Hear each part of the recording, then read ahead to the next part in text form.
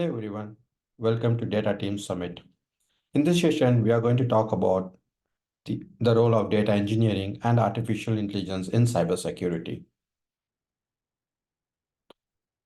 A quick introduction about myself. I'm John. I'm a data science and data engineering leader. I have engaged with companies like Walmart, Capital One, Cognizant, Infosys. I'm an expert judge for leadership and technology for Globee Awards and Cody Awards. I'm an IEEE member. I have presented papers in AI and data engineering in international conference. In recent, I've started to share my knowledge on data science and data engineering with a wider set of audience through a LinkedIn newsletter. And I have a Master's of Technology on Data Science and Engineering from Pittsburgh. Let's quickly dive into today's topic. So we have data everywhere. Data is information. So the smart watches that we have, the fitness devices that we have, and let's in our mobile phones, we message someone, we take pictures of ourselves, and we record audio, video. All these data is being used by the system. So what and all the transactions that we make, each and every activity that we perform on our devices are being logged, and it's being extracted, and it's being processed and stored in either our local device or in the system. Right? And these are critical informations. It contains our card information, it could contain our healthcare information, it could contain our location information as well, like where we stay, where we frequently hang out. So these are critical informations or crucial information that we need to make sure that it's secure. And certain people are interested into getting these data out, either for financial benefits or any ideology related motivations. So cybersecurity comes into play to ensure that these data, the devices, hardware, software, everything is secure. So it contains a set of practices that helps to safeguard the devices and the data from threat actors who leverage various mechanisms to get hold of those data. So hacking is a way where someone is trying to get access to your data system. Malware is nothing but a software or a piece of executable that, like worm, viruses, or ransomware, that executes in your system to take control or no, share the data across. And phishing is nothing but like email. In email they have a link, or the SMS has a link where when you click it, it looks so legitimate, like asking for which kind of ask for your uh, authentication information, sometimes personal information as well, that can be used by threat actors to gain for identity theft and stuff like that. And data breach is nothing but the data that's stored inside an organization, where some threat actors are trying to get hold of those data. It could be like customer data, or it could be strategy sensitive information and stuff like that. So why is this crucial? As an individual, I have my car information, my health information, my location information. Uh, Everything is there in digital. Like my entire life nowadays, it's very no it's very tangled and intertwined with the digital. So if if that data is being accessed by a threat actor, it could result in identity theft, it could result in financial loss, in some cases physical harm as well. As a business, no, I conduct all my business online, and if the IT systems is sabotaged, that disrupts my business, that could result in financial loss for the business. Or let's say as a business, I have store my customer information, their PI information or card information. If that information is compromised, then that could result in the customers not having enough confidence on my organization, uh, and heavy fines by the regulatory authorities as well. And if you take as a government as a whole, the entire power grid is online, the healthcare is online, the transportation system is online. All these services that the government has for its citizens, everything is online. If those system was compromised, that could impact in national security, and that could have an adverse effect on the public safety as well. So it's very crucial that we store our data and the devices in a much more secure way. Yeah. And how this cybersecurity can be achieved. So we can have some technical controls on it, like encryption, uh, intrusion detection systems, and antivirus softwares, firewalls. These are some of the tech controls we can have. And administrative control is nothing but a set of policies that needs to be adhered. Uh, Privilege access, least privacy settings. So these kind of items can come under the administrative controls. And it's very crucial to have the training and ensure that each and every employee within an organization is aware of the uh, what cybersecurity is, what are the best practices, and what are the consequences if those practices are not followed. So it is very vital each and every individual is being aware of what is cybersecurity. Let's say even having an like let's say a lengthy password, right? And not clicking on mails that are not domain authorized, right? Not clicking on any SMS which you don't know who the sender is. So these are some uh, basic items that play a very vital role in terms of securing the data for the organization. So, so listed are few of the common challenges that is faced currently in the world of cybersecurity. So in recent, the attackers are more sophisticated. Uh, they are getting smarter day by day. Nowadays, they are leveraging AI-powered tools to coordinate the attacks and make the attacks more efficient. So, and no, and in recent, there are a lot many devices that are connected to the network. And so, and we are doing work from home.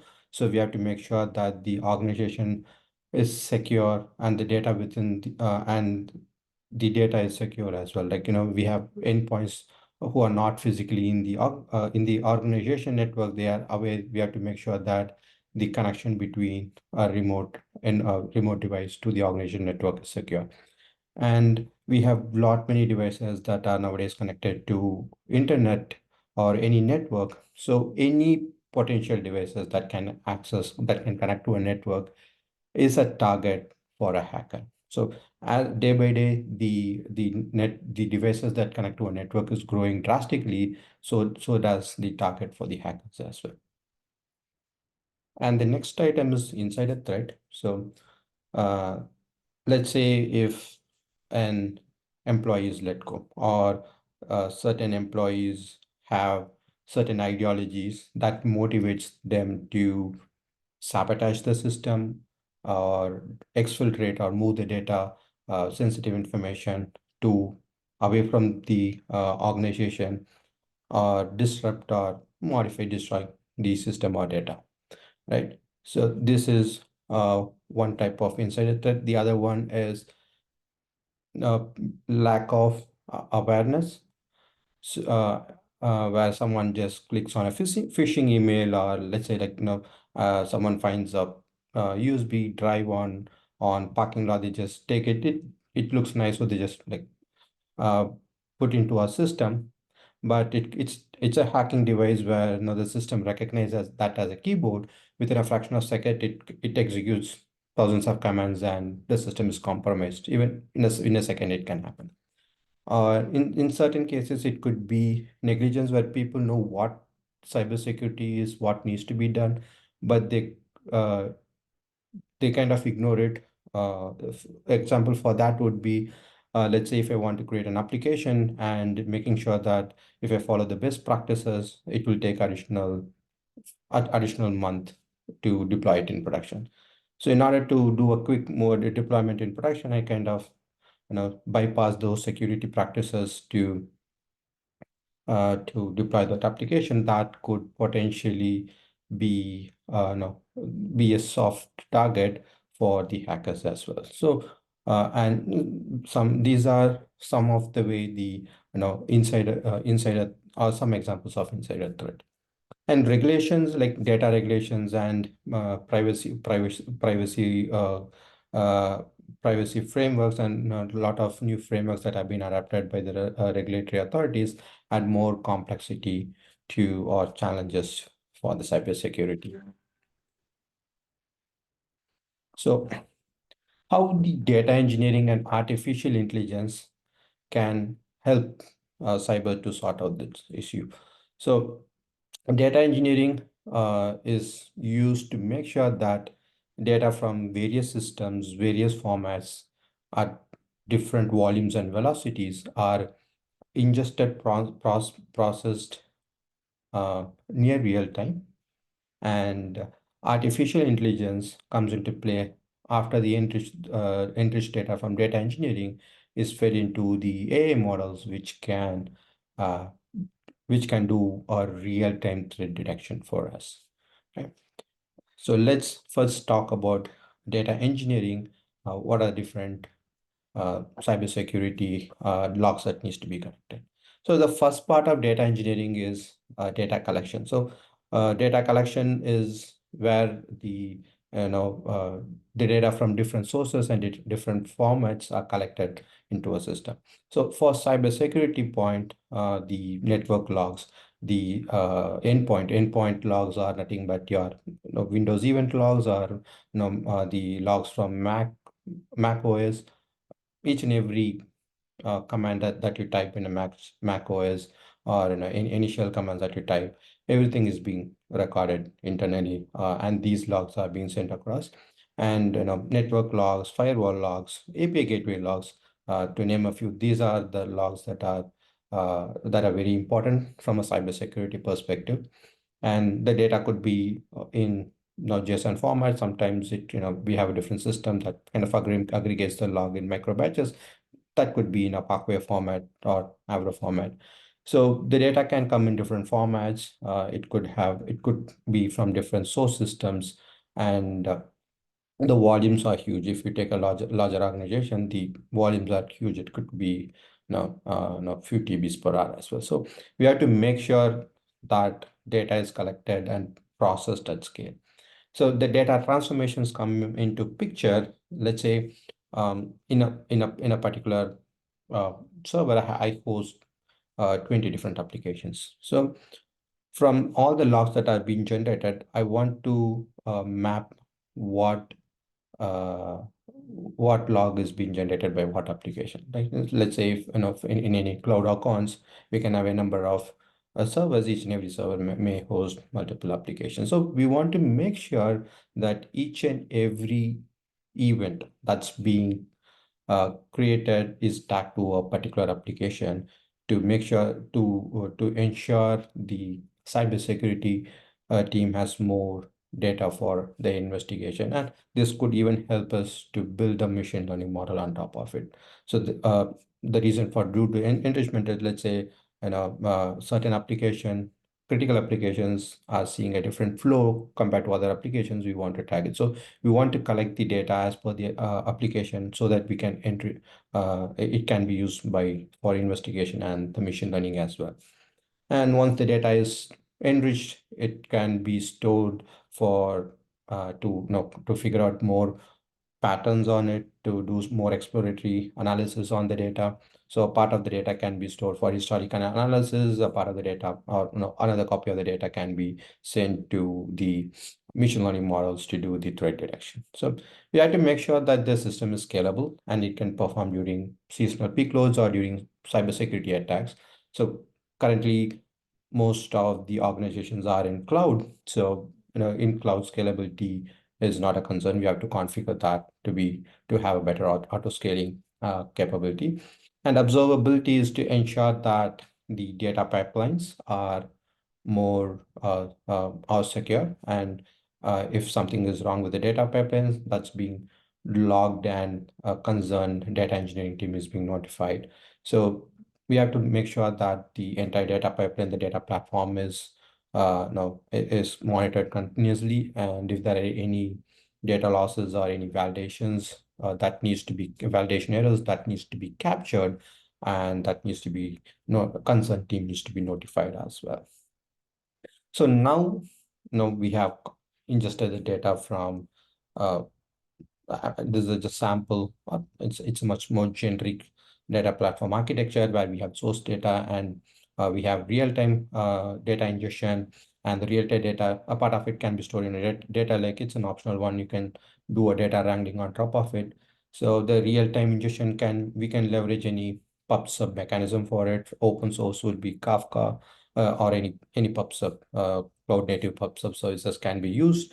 And for data wrangling, you can use Spark for doing data wrangling if the volume is huge. If it is a uh, lightweight data, we can leverage uh, Lambda, or any AWS Lambda, or cloud functions, or any that could quickly, if the load is very light, we don't need a huge server. We can leverage that, and output of that can be stored into a data lake or warehouse or data lake house, depending on the choice of storage.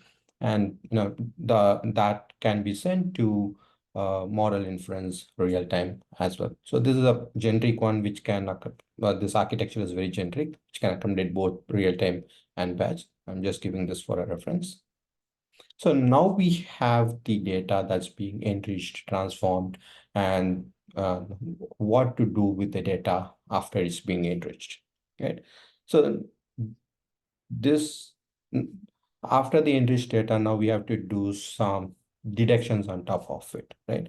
So if you look at um, artificial intelligence, there are two types which we can leverage. So one is the known signature data. Let's say if someone is trying to access the network through my official laptop, they would try to, let's say they're trying to get a password dump or anything, they would install certain software, they try to execute certain commands in the command prompt, or in the PowerShell.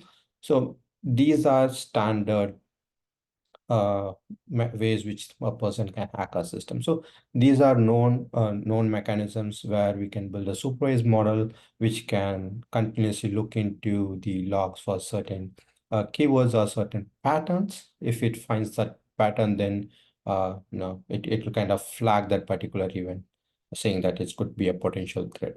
Or in some cases, no, anomaly detection is a very important topic when it comes to cybersecurity, where the logs are fed into the system. So we don't train the machine learning model to look out for some specific item.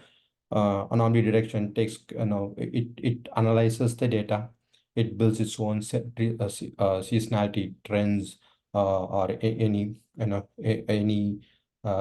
a pattern on it. So, and if there are any deviations on the pattern, then that particular item is flagged. So, for example, let's say uh, uh, a system at a certain period of time, let's say 5 a.m. every day, it transmits, let's say 1 GB of data. That's normal. And suddenly, if you see the data transmission is 10 GB of data, then that's an anomaly, right? So when you say 5 GB, it could be 5.5, or plus or minus few standard deviations. But if it goes beyond a particular threshold, that's an anomaly, and that gets flagged by the system for further analysis by the cybersecurity operations team. So that is that is in terms of a threat detection and intrusion detection. Behavior analysis is typically used for insider threats, where certain behaviors are being tracked. Let's say an employee, on an average, he sends few mails per day to an external account. But in recent, we are seeing a lot of mails with that attachment that's being sent to an external account. That's an anomaly. Let's say a particular application that are each and every applications have interactions between themselves, right? A particular application is trying to access a sensitive information. On an average, we see, let's say, like 100 requests per hour. Like, but in recent, we are seeing suddenly if you are seeing 1,000 requests per hour, then there is something wrong with that particular device or a system that's trying to access the sensitive data.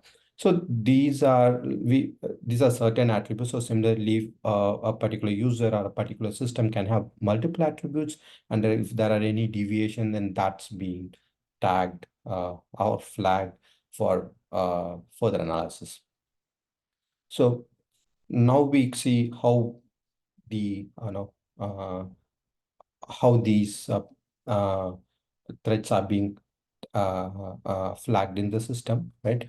And we use unsupervised and supervised learning models for it. Like we can even use like self-supervised model as well in certain cases, not in all cases. So once the AI model detects any potential threats, okay, what we need to do in some cases based on each and every thread that's being captured will be flagged on certain criticality. So if it's very low critical, it can no it can just send a mail to a corresponding team. Or if it's, let's say, based on criticality, it can integrate with the security operations team applications, where it can create a ticket in that operations team, and where they can come once they get an ticket created in their system, they can uh, log into the data platform. They can do further analysis on what exactly has happened. They do a lot of investigation before they tag any threats, right?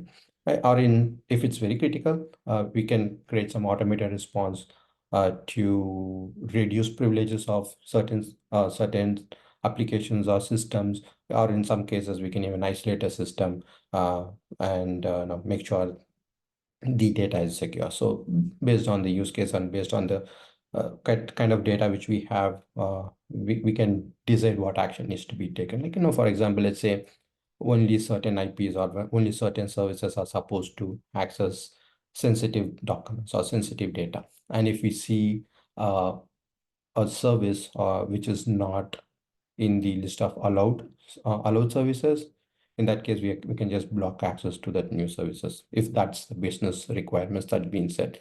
So these are the ways that we can leverage the power of uh, artificial intelligence and to detect any potential threats.